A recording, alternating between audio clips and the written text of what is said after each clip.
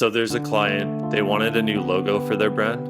We had the idea of, running through about like 50 to 100 MidJourney prompts, trying to get this logo down. So we basically did like 25 different styles of a logo. And then we actually sent this off to the client before we ever started on any like manual labor on this logo, just to see what they were down for. And it ended up like really simplifying the process. Like before that, you'd be back and forth with revisions, like so many hours spent wasted just trying to get, an idea of what the client actually wanted, what they're actually looking for, the design that they really liked. And yeah, so we did that. They came back with the right design, and then we basically just recreated that, obviously putting a little bit of finesse and using designer expertise on that. But we ended up with a really great logo that the client loved.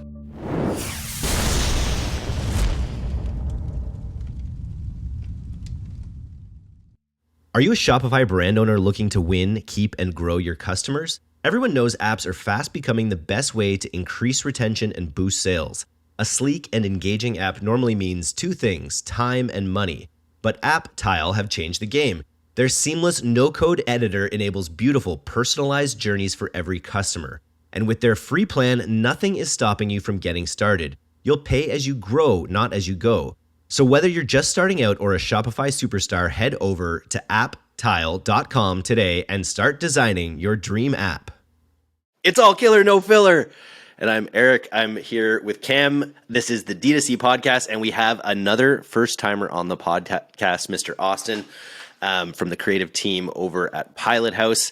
We got word that you were one of the leaders on the Pilothouse team when it comes to using some of the AI tools that are available for the design and creative process. So I thought it'd be a good opportunity to have sort of a high-level chat about how we're using AI tools at the agency, maybe even a little bit on the podcast we can talk about.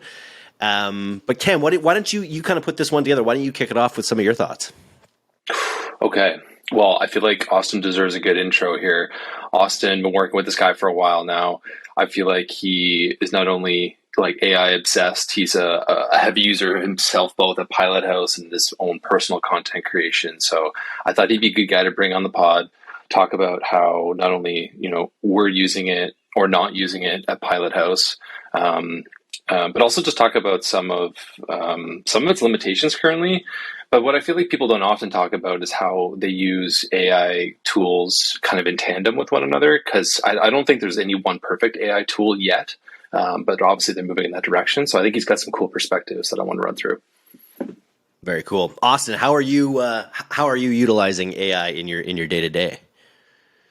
Yeah, so I mean, the thing is, like, I'm not doing anything crazy that like you haven't heard about before or anything like that. I think, I've just spent a lot of time looking into, the basic tools that are out there. So things like, ChatGPT, which everybody is using nowadays, MidJourney, and a few little like outliers like, Vectorizer AI, which is, you can turn like PNG or images into vector logos really fast. So things like that. And I think, where the value is for me is not necessarily like trying to utilize every single tool that's coming out, because I mean, each week you could do a Google search and there would be like 50 new tools to use, and it gets very overwhelming, especially when you have like a ton of other things going on in your life. So figured I'd just kind of like narrow down, what I'm focused on. And yeah, so those are like the two main things that I'm using kind of every day.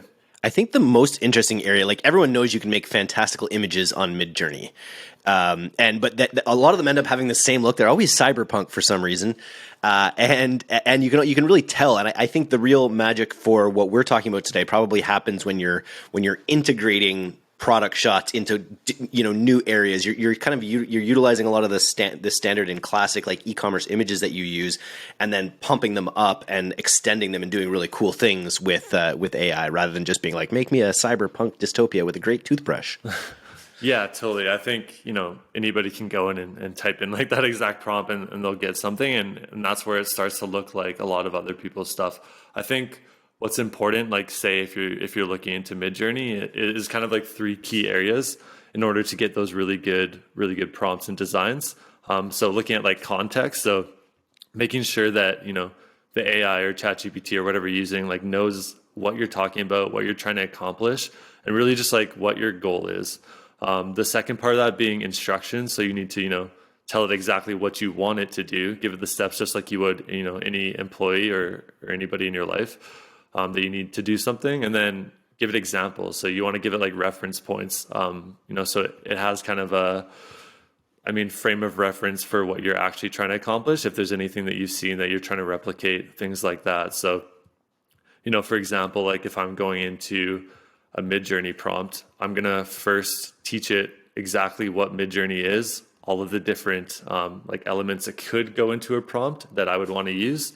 And then the second step, would be to actually start to tell it, you're a designer at a top agency in North America.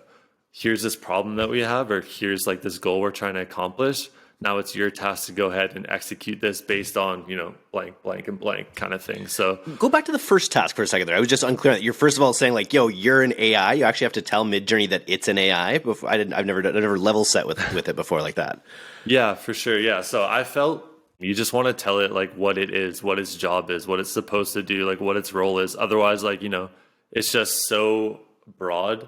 You just kind of want to start to narrow things down a little bit. So giving it like, I found that giving it a job or like, a reason to like do this certain thing that I wanted to do has been really helpful. So if I take, for example, a prompt that I did without any context, without any additional information, without teaching it about the program that I'm going to be using after the ChatGPT side of things, the prompts and the quality of the prompts and the quality of the MidJourney, creatives that I actually get back are just, tenfold better. So.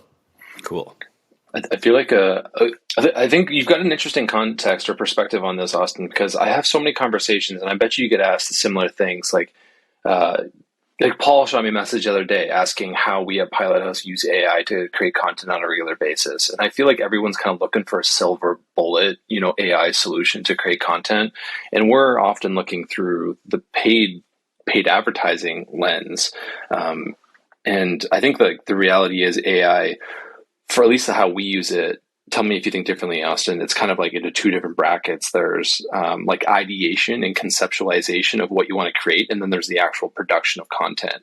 And there's different tools that kind of fill the voids in each of those two categories.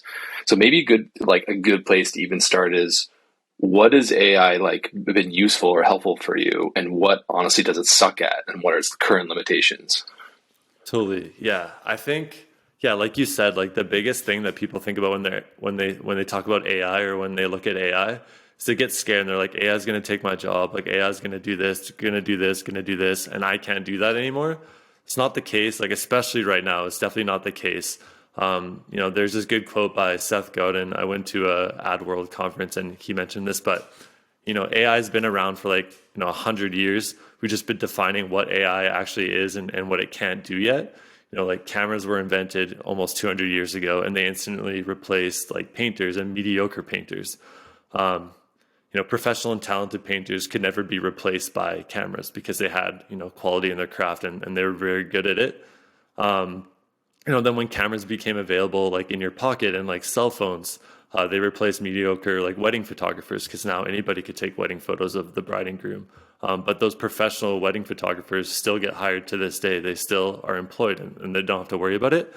So, the idea being if you weren't mediocre, business got better. And, the same thing's true for copywriters, creatives in the industry, marketers, anybody that's using AI to help them do their jobs better. It's like they're not going to be replaced if you're good at your job and you're always evolving and adapting to stay on trend and utilize this technology to the best of your ability. So that's kind of what really led me down the path of like looking how to utilize AI in my job. And I feel like for me, it's more of a AI is here to help me do my job faster and better. Yeah, it's like an accelerator. It helps you accomplish things faster, more efficiently. 100%. And it helps like void a technical gap often, or a knowledge gap. Yeah, for sure. Like you don't a lot of people have to like feel like they have to pretend to know everything, in their role, in their job. And just the reality of it is like, you don't know everything, and having this tool right in front of you to just fill you in on stuff that you don't know or expand your knowledge on certain topics, it's just like is a power move for sure. And I feel like for me, AI is just that. It's not a one-stop shop. It's not like, I'm going to go to MidJourney, write this prompt, get this creative, and then we're going to launch it and make like $1 million. It's like, we're going to go to ChatGPT, get the right prompt for MidJourney. Then we're going to use that MidJourney prompt to inspire creativity in either myself or our designers. It helps, like one of the big things I think it helps with is eliminating like the blank canvas effect, if you know what that is. And if you don't know what that is, it's like when you open up Photoshop, you start a new document, and it's just a white piece of paper in front of you, and you're like, I have no idea what to do. Like, and I feel like that's been the biggest help for me. And I know a lot of designers that I work with is just creating tasks and tickets and creatives that are so much more efficient and faster and better quality, to be honest, because you have this point of reference now. You're not just staring at a blank screen. You know exactly what kind of style you want to go for, what kind of things you want to incorporate, that sort of thing. So in your notes here, you got like what it's good for. First one, getting ideas down fast. Second thing, fast turnarounds. Can you, like, I'm wondering if there's any, I know you have some good examples, but I'm curious if there's any actual practical examples of how you've helped like conceptualize content ideas, whether that be with a client or the designer, and like what tools you use to do that. For sure, yeah. I can give you a few, and then you guys can just use kind of whatever you want. But okay, step one. So there's a client, they wanted a new logo for their brand. And basically we were tasked with, coming up with what that would look like. We had the idea of, running through about like 50 to 100 MidJourney prompts, trying to get this logo down. So we basically did I think it was like 25 different styles of a logo. And then we actually sent this off to the client before we ever started on any like manual labor or production on this logo, just to see what they were down for. And it ended up like really simplifying the process. Like before that, you'd be back and forth with revisions like so many times and so many hours spent wasted just trying to get, an idea of what the client actually wanted, what they're actually looking for, the design that they really liked. And yeah, so we did that. They came back with the right design, and then we basically just recreated that, obviously putting a little bit of finesse and using designer expertise on that. But we ended up with a really great logo that the client loved. So that's one example. The tools used for that would be, ChatGPT, what I mentioned, the tools used for that would be ChatGPT. I mentioned how you're supposed to prompt it properly, giving it context and examples and information. Then we take that prompt, put it into MidJourney, and then we start iterating on the MidJourney prompt and start getting different types of logos. Afterwards, the really cool thing is there's a program called Vectorizer AI, which you could literally put in a PNG or a JPEG of whatever image you wanted, click a button, and it'll turn it into a vector object. That way you have, full high res, full high quality logo, and you don't have to spend hours like cutting it out. It's just super fast. Another example was we were tasked with creating like a landing page for a client. And we did the same thing. First, we use ChatGPT. With the new ChatGPT, you can actually connect to Bing and have it read articles now. So you're not limited to that, I believe, like 2021, 2022 data set anymore. You can actually read like live articles. So what we do is tell it to learn MidJourney, learn how it all works again. This way you don't have to type any extra information in. You can just literally have it read an article. We get that MidJourney prompt, and this time we're looking for, a nice background image for this landing page that is specific to the client's requests and brand guidelines and what they're kind of envisioning. We get that. The client sends us over a logo. It's like really low res. Like you could see the pixels on it. It's like clearly a screenshot. Toss that into Vectorizer AI, get the high quality, SVG instantly, upload that to the website on the homepage. You can see kind of where I'm going. It's just really simple. It's just like a Frankenstein AI product that you continually optimize. Yeah, and that's using AI to optimize each part. Exactly, and it all feeds back into each other, and that's not just that project that I've done that. That's like every single time I use this for a creative application or like to send something off to a client and add creative, my own personal stuff. It's like that process. It's combining all of these tools and your own creative knowledge. Like maybe it hasn't hasn't come across super clear, but at no point in this am I removed from the situation. It's always left in my hands after, and it's kind of your job as the creator, designer to get that product across the finish line. I don't think there's ever been a time where I'm just happy with the AI result. What kind of image was the website header image that you created? Was it something fantastical? Was it something product based? Like what was it, people based? Did it have human hands in it? And how did that work out? Yeah, so luckily this was just kind of a nature landscape with a few specific elements, but it's a great example of like what AI can't do. We were trying to add like a telephone pole with AI. We probably did like 25, 30 different prompts trying to add just a telephone tower. And prompts to MidJourney? Yeah, in MidJourney, and it just wouldn't add it. So there's another good kind of quote I saw online. Somebody was trying to add like or make a six-legged bear in MidJourney, and they just couldn't for whatever reason. They just couldn't do it, and it's kind of like the idea that the AI knows the concept of a bear, and when the AI is getting its like reference points and stuff, it knows that a bear has four legs. So when you type in, I want a bear with like 6 or 7 legs, it literally just doesn't know what that is because it's never seen it before. So that's kind of like a good point a good point looking back to what you were saying is that AI is not a one-stop shop. Like, you still have to have the skills to turn your ideas into reality kind of thing. And then how much is being used for actual like product photography or backgrounds in products or things? I guess that's just regular Photoshop if you've got transparent images of your product. That's the beauty of generative AI. It's like it's on steroids now. Asked me that a month ago, and I would have been like, yeah, spend a few hours in Photoshop and call it a day. But now with Photoshop's generative AI, it's literally insane. Like I've been using it almost every day because I'm just so fired up about it. But yeah, you can just have a transparent PNG of like a shoe, for example, if you have a shoe client, and just inverse the selection, type in whatever you wanted. So you could type in like green rolling hills, like Ireland or something like that. And it'll Photoshop the shadows, the lighting direction, the background, everything. And I mean, there's still a little bit of work you got to do and just to make it like look right and polished, but it's just crazy nowadays. It's so fast. Want to delight your customers so they keep coming back for more? Tidio, the highest rated customer experience software on Shopify, helps online businesses gain and retain customers with personalized shopping experiences. With Tidio, you can recommend products and offer discounts based on user behavior and order history without leaving the chat widget. Tidio also takes the pressure off your support team. The app enables you to manage all your communication channels in one dashboard and automate up to 47% of recurring questions using AI. Increase customer satisfaction and sales with personalized shopping experiences. Visit tidio.com/DTC and get an exclusive 20% discount for D2C podcast listeners. That's tidio.com/DTC. So I'm curious, like you've talked about some of the limitations. I mean, I'm sure we could go down a wormhole of limitations with generative AI. It's still in beta. I firmly believe that at least in the foreseeable future, this is not replacing the human element of creative work. And you've kind of talked on it, but like that client management, brand management, like AI just can't. It's just not there yet. So I feel like that's an interesting aspect. Yeah, no, for sure. That's a great point. And like obviously we're using AI, it's robots, it's not humans, it's using like data sets to learn, what it knows. So it lacks like real human understanding and context.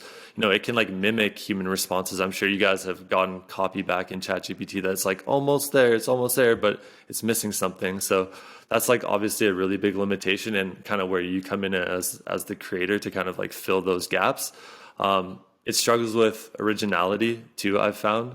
Like it's hard to get really unique stuff just because, everyone's using the same data references and everything. So, I mean, eventually it's going to come to a point where there's nothing left, right? It's just going to be the same stuff, just regurgitated, kind of fitting towards your brand. And yeah, so I think that's a really big limitation and kind of like the biggest limitation in regards to every AI product out there right now is it's just all kind of like using the same kind of data points. And I think that's also like the saving grace though for, the human creator because it still needs our help. Like I think in the future, in terms of like speculating where the industry will go, I have no doubts that one day, like, you will be able to do everything in AI and it'll be highly tailored and unique to whatever you're searching for or trying to do. But at least right now, I feel like that's kind of where we come in as the experts in an agency setting and marketing settings to like, understand the brand that we're using these AI applications for and just really understand like, your specific goals and what the brand and your clients is actually looking for and how you can use AI like ChatGPT to kind of like help you start on that path. But ultimately, it's kind of up to you to kind of finish it and pack it all together. I feel like MidJourney is changing all the time. And I remember when we're with our Avant Post project, we use a MidJourney to create all the imagery for it. And there's an ever-evolving list of prompts about how you can sort of tell it to change parts of the image and not change other parts of the image. There's also the ability to start with an original image and have it wildly edited. How much are you using that function in particular, where you actually like maybe you do upload a bunch of your products and say like, okay, I want someone using this product in the jungle or something like that? Do you go that far down the rabbit hole, or do you mainly create the elements on MidJourney and then bring them into Photoshop to make sure they work right? I'm generally creating elements to bring into Photoshop, just because again, like another limitation, I don't personally feel that you could add in a product and then say, I want this person holding this in a jungle, unless you started with a design that you already made of a person holding the product kind of thing. I think, when we start to get a little bit technical and nuanced like that, that's where things start to fall down or break apart a little bit. But another point I want to make, just in regards to limitations and just like the human element in AI, creative work requires like a deep understanding of like emotion and like the concept that you're trying to do, and obviously just like design aesthetic. I think a big gap is the idea of like an iterative design process. Humans can easily interpret like feedback and client requirements, but your AI cannot. And I think that's also where people can get frustrated is, you're typing to ChatGPT and it's not giving you what you want. It's kind of up to you to kind of fill in that gap as well. Because nobody knows your client better than you. It's also I find that like design IQ is another interesting challenge in this space when you're managing content on behalf of clients, and basically translating their feedback and offering feedback to your design team is a game of broken telephone. Because one, you don't want to hurt each other's feelings, and two, as a non-designer, it's hard to communicate to a designer. So using ChatGPT and AI models to actually help better communicate, hey, I would like to, like what's the classic, make it pop more? Actually that means you need to do this thing and then do that thing or do that thing. And if you can ask ChatGPT to translate a prompt to your designer, like there's other weird applications like that AI has been really helpful for.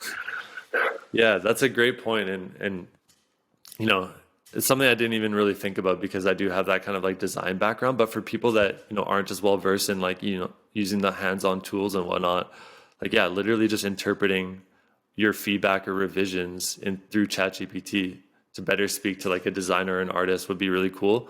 Another way I kind of use that is on the page copy side of things. So, ChatGPT loves to use like fancy words and stuff when you're trying to write page copy, and especially on like elevated brands and higher price point products, they get really wordy. So something that I've been doing is telling ChatGPT, after it spits me out like page copy, is to reword this for like a grade 6, grade 7 reading comprehension level. And then it immediately just becomes way more accessible to, the general population that don't understand like these crazy words. And we felt like performance wise in testing, it's actually performed better than, not doing that. So I busted my brother on it yesterday. I saw a post about like workplace synergies. He works at Shopify and he's doing really well, but he made this like big long post about like not getting burnt out and workplace mental health. And I just wrote, I'm like, ChatGPT wrote that, didn't it? Didn't he? He's like, yeah, you could tell it was too stiff. And I think your comment about having it explained to you, there's certain words like exceptionally, or there's all these copywriting words that it'll put in, that'll stuff in all the time. Totally. And so just getting it to chill a little bit, I think is important. I'm always interested in ways that it can like consume content and then spit out content in the theme of that content. That's something we're always trying to figure out on the podcast. And recently, like figuring out through Twitter that ChatGPT Splitter is a great way to do that. ChatGPTsplitter.com is a great way to like upload huge amounts of copy and allow it to kind of like train itself before you ask questions a little bit. So that's another tip I have. Yeah, that's super interesting. I didn't know that there was like a plugin for that, because I've been manually copy pasting all of our information into like each kind of chat. But with the introduction and this of this just gives you just go to the website, plunk in your text, and then it breaks it up for you with the right prompts for it to not do anything until it's all in there. It's been super handy. Yeah, no, that's super awesome. I mean, again, it's just like new AI products are coming out to help you use AI more efficiently. Like, it's insane. Like, I feel like half a year ago there was nothing on the market, and all of a sudden, we have AI for AI for AI kind of thing. So are pretty much all your creatives at this point have something to do with AI with them, or is it sort of dependent on the project? Yeah, I would say it's like very dependent on a project because, I mean, some clients just aren't down for like a mid-journey generated image. We have tried it on some clients, but those higher price point item like luxury brands probably aren't super down for that because like you said, I mean, most of the time if you're just using a mid-journey image, like it's pretty noticeable that it's from AI. But, where I think an everyday use case comes in is like concepts for your artists, concepts for your designers, storyboarding, stuff like that, just to make your life easier. I think ChatGPT using that for like angle creation as well.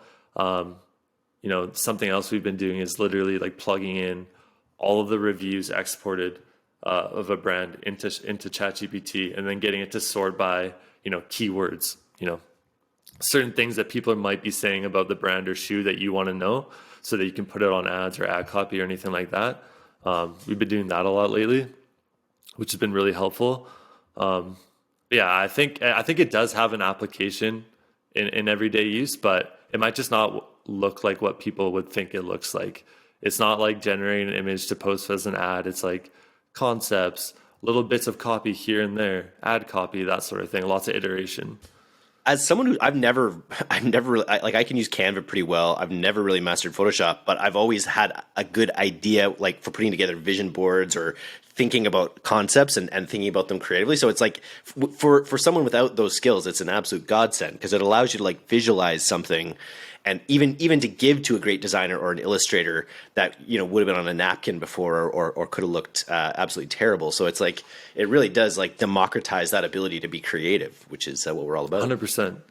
Yeah, and even for experienced designers, like I'm working with some of the most talented designers at the agency, and even them, they're coming back to me and saying like, wow, like that was so much easier than if you just gave me that concept in writing. Like it saves time. It's literally saved time. I've seen tickets go from like 4 hours cut down to like an hour. So it definitely works. Robin did that little tutorial of the generative fill a couple weeks ago that we posted in Simplify AI, and that was pretty mind blowing. You could just see like that's going to be something that's used on an everyday basis when it comes to shifting image dimensions or all sorts of things. Yeah, because right? like sometimes clients will just send over assets that like aren't quite there, and the ability to just go in like 5 seconds and expand that image, and then you can use it for like whatever size dimensions that you want is insane. It's been really helpful on the page side of things, creating like headers. For mobile and desktop, just repurposing like really cool assets that you never would have been able to use before. Are you getting any data on the images that I guess it's too early to tell, and some you're using ChatGPT on, and others you're not? Like, are there any good examples of an ad that like ChatGPT really enabled you guys to do that like really crushed that might not have if you didn't have access to the AI? So like, for example, like when we were testing like MidJourney images as ads, so we, export the MidJourney image, Photoshop a little bit, add text headlines and whatever. They did perform like all right, but just given like the account state at the time, it's hard to say, what the different factors were. I don't think at this point I have enough data to like, genuinely tell you if they outperform or not. But I think where my key area of focus isn't even necessarily on ad performance like that. It's mostly just in regards to just streamlining my creative process right now and actually just like getting those ads out the door kind of thing. But, in the future, I would love to like relate it back to the data more. Yeah, makes sense. How do you create more with less time? How do you produce better quality 100%. Content in the same amount of time? It's all about like efficiency gains. That's what I feel like the game we're playing right now. Yeah, and as you know, like one of our core values is velocity. Like there's no better velocity for a client or your creative teams or yourself than using AI to like make everything more efficient.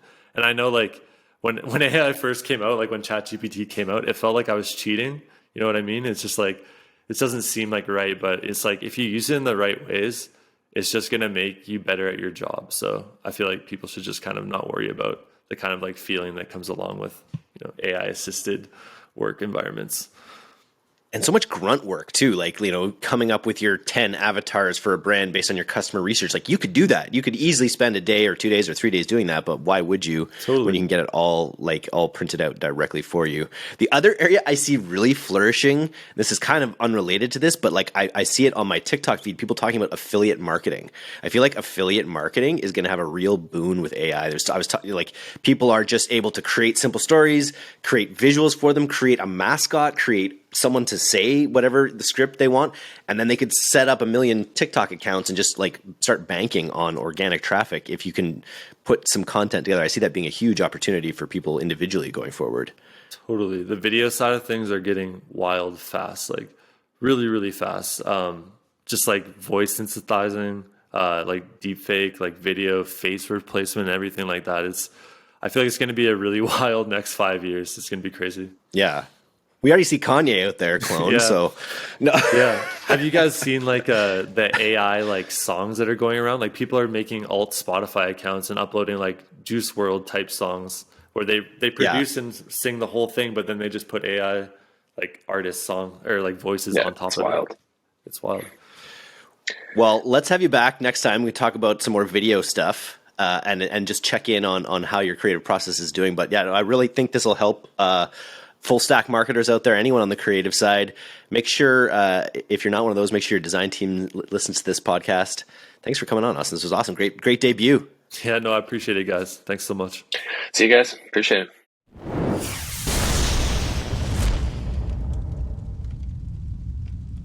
Thanks for listening to today's episode.